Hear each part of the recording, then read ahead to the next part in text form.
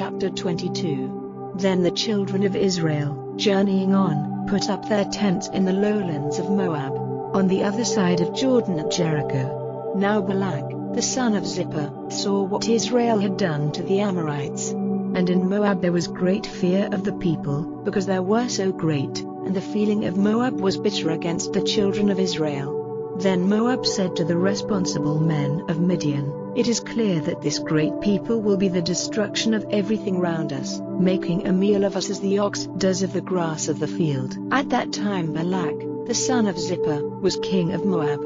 So he sent men to Balaam, son of Beor, at Pethor by the river in the land of the children of his people, saying to him, "See, a people has come out of Egypt, covering all the face of the earth, and they have put up their tents opposite to me. Come now, in answer to my prayer, and put a curse on this people, for they are greater than I, and then I may be strong enough to overcome them and send them out of the land. For it is clear that good comes to him who has your blessing, but he on whom you put your curse is cursed."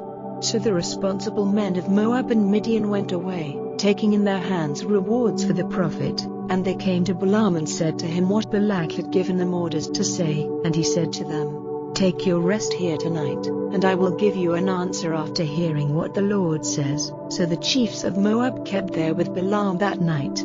And God came to Balaam and said, "Who are these men with you?" And Balaam said to God, "Balak, the son of Zippor, king of Moab, has sent them to me, saying, 'See, the people who have come out of Egypt are covering all the earth. Now, put a curse on this people for me, so that I may be able to make war on them, driving them out of the land.' And God said to Balaam, 'You are not to go with them, or put a curse on this people, for they have my blessing.' In the morning Balaam got up and said to the chiefs of Balak, 'Go back to your land, for the Lord will not let me go with you.' So the chiefs of Moab went back to Balak and said, 'Balaam will not come with us.' So Balak sent more chiefs, greater in number and of higher position than the others. And they came to Balaam and said, 'Balak, son of Zippor, says, Let nothing keep you from coming to me, for I will give you a place of very great honor, and whatever you say to me I will do. So come, in answer to my prayer, and put a curse on this people.' But Balaam, in answer, said to the servants of Balak, 'Even if Balak gave me his house full of silver and gold, it would not be possible for me to do anything more or less than the orders of the Lord my God. So take your rest here this night, till I have knowledge what more the Lord has to say to me.' And that night God came to Balaam and said to him, 'If these men have come for you, go with them, but do only what I say to you.' So in the morning Balaam got up and, making his ass ready, went with the chiefs of Moab. But God was moved to wrath because he went, and the angel of the Lord took up a position in the road to keep him from his purpose.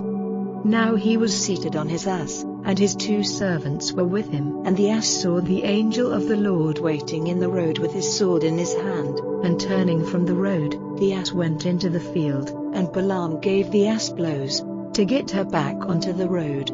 Then the angel of the Lord took up his position in a narrow road through the vine gardens, with a wall on this side and on that. And the ass saw the angel of the Lord, and went near the wall, crushing Balaam's foot against the wall, and he gave her more blows. Then the angel of the Lord went further, stopping in a narrow place where there was no room for turning to the right or to the left. And the ass saw the angel of the Lord and went down on the earth under Balaam, and full of wrath, Balaam gave her hard blows with his stick.